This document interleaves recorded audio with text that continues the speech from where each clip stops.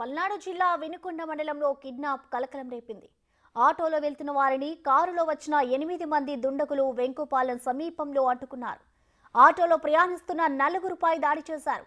కత్తులతో దాడి చేసి భయాందోళనకు గురిచేసి వారిలో ఒకరిని కారులో ఎత్తుకెళ్లారు. ఘటనా స్థలానికి చేరుకున్న పోలీసులు ఆటోలోని మహిళలను విచారించారు. కిడ్నాప్ కు గురైన వ్యక్తి ఓ హత్య కేసులో నిందితుడిగా ఉన్నట్లు పోలీసులు గుర్తించారు.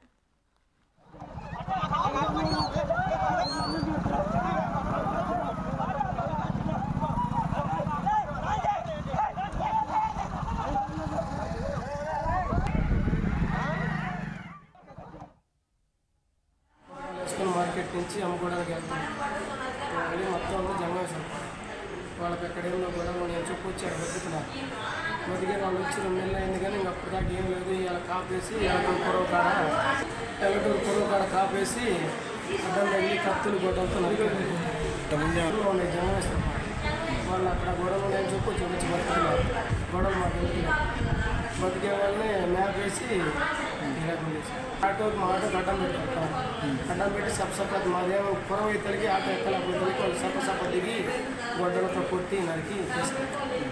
ముందుగా నరికాము అబ్బాయి చేసుకుంటాం. దీనిపై మరింత సమాచారాన్ని మా ప్రతినిధి సాయి శంకర్ అందిస్తారు. సాయి శంకర్, చెప్పండి, అసలు ఈ ఘటనకు సంబంధించిన డీటెయిల్స్ ఏంటి? అలాగే కిడ్నాప్ చేసిన వ్యక్తుల యొక్క వివరాలు ఏమైనా చెప్పారా పోలీసులు? దర్యాప్తు ఎలా ఉంది సాయి శంకర్?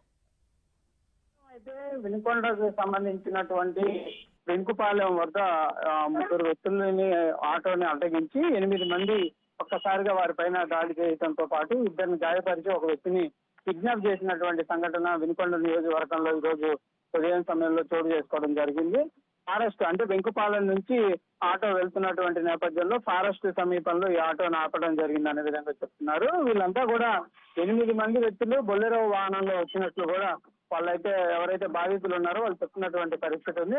నాగరాజుని చంపి వేశారు అనే విధంగా కూడా తండ్రి అయినటువంటి ఒంటేరు సాంబయ్య, భార్య నాగమల్లేశ్వరి కుటుంబ సభ్యులు కూడా చెప్తున్నటువంటి పరిస్థితి ఉంది. ప్రస్తుతం వీళ్ళు గాయాలైన వాళ్ళకైతే ప్రభుత్వ హాస్పిటల్లో చికిత్స చేస్తున్నారు.